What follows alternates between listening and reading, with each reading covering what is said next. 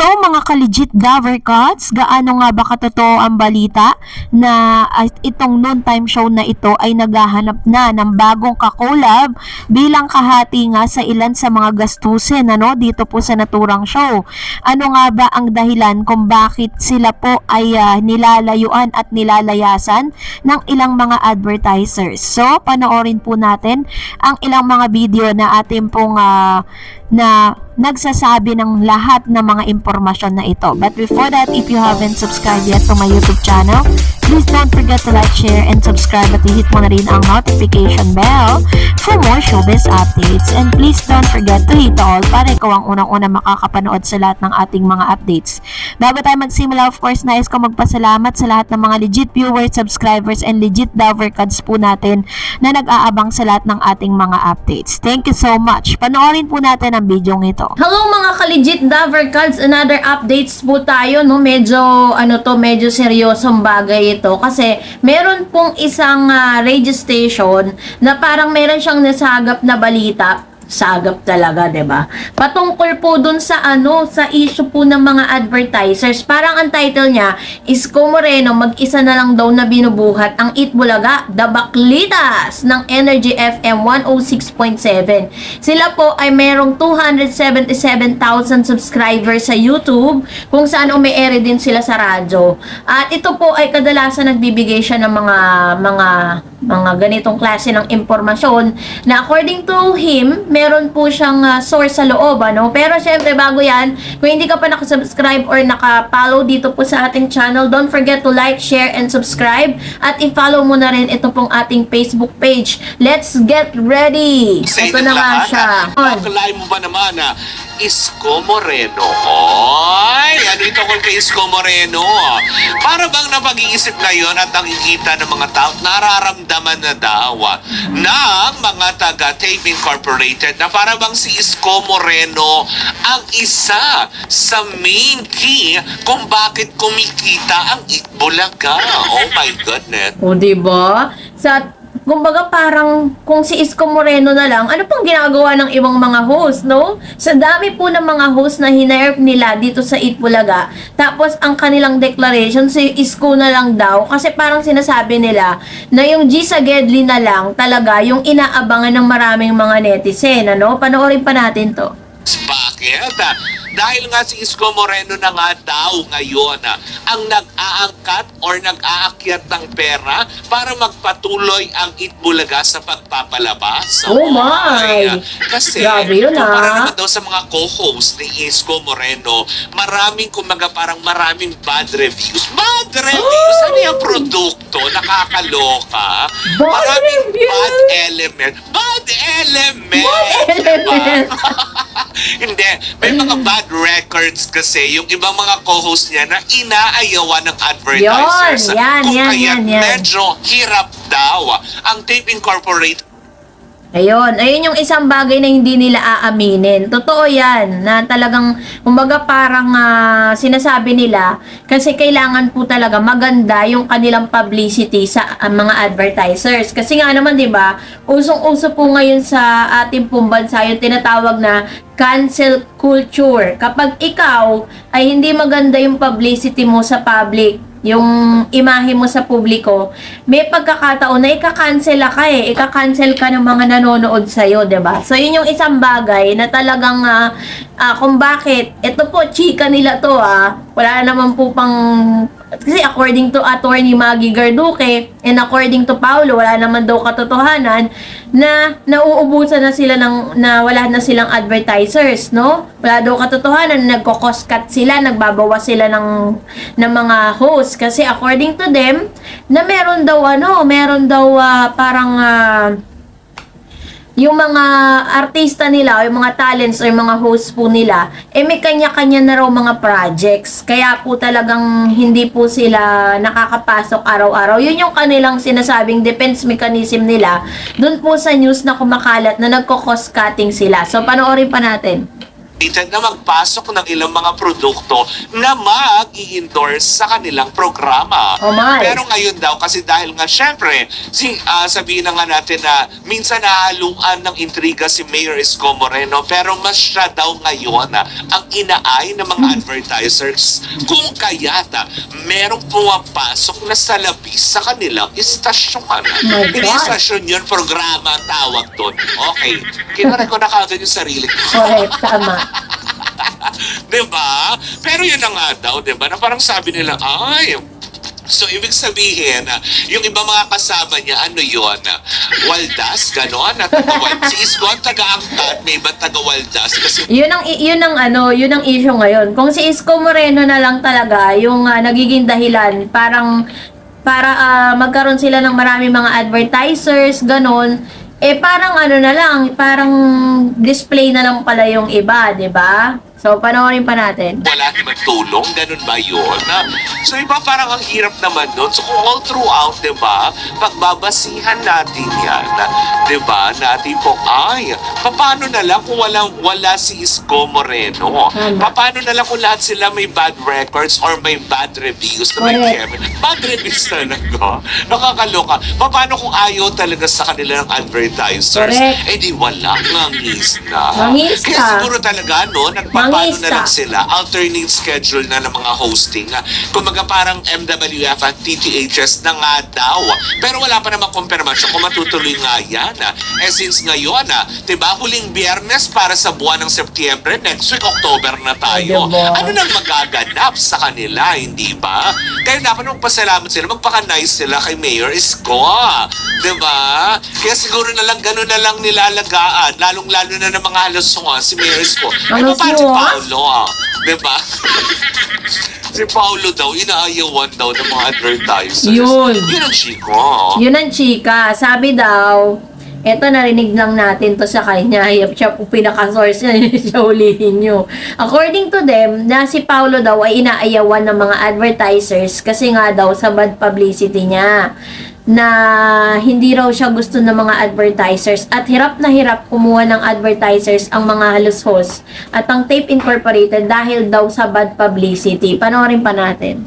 Kasi nga, di ba, ang dami niyang bad publicity, Yeah. ang dami niyang mga Cameroon na mga ganyan na totally ayaw daw. Kaya medyo hirap na hirap sila. Bagamat may mga naipapasok, di ba? Pero hindi pa rin ito sapat, di ba?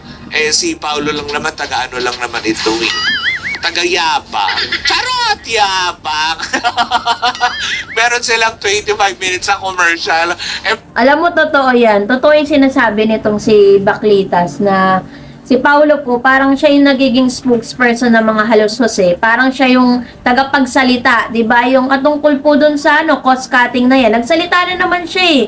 Ang tanong lang ng marami, bakit napaka-defensive po nila when it comes to the issues? Kasi ganito po yan. Hindi po kasi pwedeng pumangit yung kanila pong publicity or yung kanilang imahe na ipapakita sa mga advertisers. Kasi syempre, maapektuhan po yung kanilang income kapag po may mga advertisers na hindi sila magustuhan. Kaya po talagang as much as possible, pinipreserve nila yung maganda nilang image sa public. Panoorin pa natin. Per hour nyo, kailangan nyo ng 15 minutes na commercial. 2.5 hours kayo. So, kung susumahin natin, 30 minutes of commercial, lugi pa ng 5 minutes. Yes. Ganon. Diba? Hindi pa rin sapat. Nakakaloka. Bakit po napaka-big deal ng 5 minutes? Kasi po, may different kinds of advertisement. Merong 1 minute, meron din pong 2 minutes, ganyan. May iba-iba kasi siya eh. So, sa bawat categories ng minutes na yon, ilang minuto lang, millions na po yung pinag-uusapan doon. Kaya napaka-importante po nung 5 minuto na advertisement dito po sa telebisyon. Yun po kasi, para lang po maunawaan nating lahat, the more advertisers, the more advertisements sa isang programa, mas malaki po yung income. 'Di ba? Kung mapapansin niyo, kung may mga programa po sa Free TV na napapanood nyo naglalas ng 3 months lang, mga teleserye, mga telenovelas, ibig sabihin lang nun, hindi ganun karami ang mga advertisers na nag-place ng kanilang ads dun po sa naturang programa na yun. Kaya madali pong naglaho, 'di ba? Katulad po ng ngayon, Eat Bulaga, Sa sobrang dami po ng mga advertisement nila, halos hindi na po natin na po papanood ng buong buo yung mga segment. Napapanood lang natin yan kapag na-record na nila or na-tape kasi po ini-edit out nila para pagkasya i-concise yung 2.5 hours po nila sa noontime. So, ganun yung ginagawa nila ngayon. Let's continue. So sa mga susunod na araw, tabayanan natin yan dahil meron akong nasagap na chika. Oh! Abangan natin yan Samahan nyo akong panoorin yan. Noontime show. Isang noontime show na naghahanap na daw ng makakakolab na ibang channel. Ay, nako. Antabayanan nyo ang chikang malupit na yan kung sinong noontime show yan. Yung palang inasagap kong chika, mate. Diba? Na may isang noontime show na naghahanap pa lang ng, alam mo yun, channel, hindi alam kung lilipatan or makakakoprod lang. Oy, alamin natin yan next 2 weeks. Hindi ba na nakakaloka? Well, in the meantime, diba, sa ngayon, dapat sila magpasalamat lang talaga kay Mayor Isko. Yun lang masasabi ko, diba? At maraming salamat din kasi may mga nagtitiwala pa rin mga advertisers sa kanya. Correct. Yun lang. Anyways, yan po muna ang ating unang chika for Yun. So, yun po yung isa sa mga pasabog nitong si Baklitas na sinabi niya na medyo, yun nga, sa confirmation niya na parang medyo tagilid when it comes dun po sa mga advertisers na pumapasok po dito po sa generic Bulaga. So sana lang maayos po yung mga bagay na ito at yun po yung ilang mga latest chika about that. So abangan natin yung sinasabi niya kung sino ba yung noontime show na tinutukoy niya na naghahanap na ng kakolab. Siyempre, kaya naghahanap ng kakolab yun, collab sa gastusin, collab para po talagang panoorin sila, 'di ba? So, yun yung kanilang yun yung pinaka-late, yung goal. Kaya sila naghahanap ng kasama nila or kakolab po nila. And of course, para na rin sa publicity, 'di ba? And now, bago nga tayo dumako or magtapos, ay magbabasa lang tayo ng ilan sa mga komento or reaction po ninyo patungkol po dun sa last update po natin, dahil marami po talagang mga nag-comment at nag-react patungkol dito. So, unahin po natin ang komento mula po kay Ma'am Shi or Mr. Freddy de la Cruz. Sabi niya, ganda talaga ni Atasha Mulak. Kuwela din siya, hindi maarte at madali lang siya makasabay sa Dover Cats. Tunay nga siya sa kanyang napuntang show. Di magtatagal lalong sisikat si Atasha. God bless po. Ayan. So, ito man ang isa sa mga kapansin-pansin, legit na nakikita talaga natin yung ebidensya na talagang nasa blood talaga ni Atasha ang pagiging isang showbiz entertainer, So, nakikita natin yan dito po sa kanyang mga talent na showcase dito po sa EAT. Sabi ni Chowking, natatawa naman ako sa mga apelyido ng magkalaban na EAT at generic sa EAT at TBJ. I may nanalo means panalo sila. Then sa Tape Inc. na halos host, that sound loss. Talo sila. Na-observe ko lang, nahawa na ako kay JDL sa pag-analyze ng words. Cheers and peace to all. Oo nga, Tama naman po yung analyzation po ninyo. Sabi doon, ang EAT, ayan, magkalaban, ang EAT generic sa EAT at TBJ. I mean, manalo means panalo. Oo nga, So, but anyways, maraming salamat po sa inyong analyzation and salamat din po sa inyong komento. And of course, another comments coming from Miss Simplicio Gobres Jr. Nararapat lang suportado ang TBJ Original Dover Cats kasi ang hari nila ay trabahong may puso, hindi trabahong may pag-aagaw. Yan, ako po. Ito po naman isa sa mga mga komento po ni Mr. Simplicio Gobres Jr. And of course, another comments, Miss Chairman of the woodworking. Walang naganap na dayaan, sadyang malikot lang talagang leeg ni contestant. Pero shout out kay Miles. Napaka-alerto niya. Yan ang host. True. Kasi ito po yung pangyayari kasi dun sa Gimme 5, diba? Kung saan contestant nga si MOM, yung Models of Manila, kung saan ilang beses po siyang binigyan ng warning ni Miles na dapat daw tingin lang sa, diretso lang ang tingin. Kaso, iba kasi yung style niya pag nag-iisip siya sa iba siya tumitingin. And of course, sabi po ni Ernel Calyado. Ganun talaga ang pagpumiyok guilty. At least sa TV5, they give opportunity to people of different classes. LGBTQ and white with tattoos, that is an example of fairness in the workplace. Kudos sa TV5, keep up the good work. Yes, all forms talaga, lahat po yan pasado at pasok dito po sa TVJ. Wala silang kinikilingan, wala silang paborito, no? So, dahil dyan, Kung nagustuhan mo ang video na ito, huwag mo kalimutan mag-like, mag-share, at mag-subscribe. Of course, kung hindi ka pa naka-follow sa aking Facebook page, don't forget to follow and mag-comment lang kayo sa comment section natin. Kung gusto nyo i-shoutout ko kayo, mag-comment lang po kayo dyan. Kung ano po yung nais nyo ipa-shoutout sa akin, libre po yan. Okay? See you on my next vlog. God bless everyone!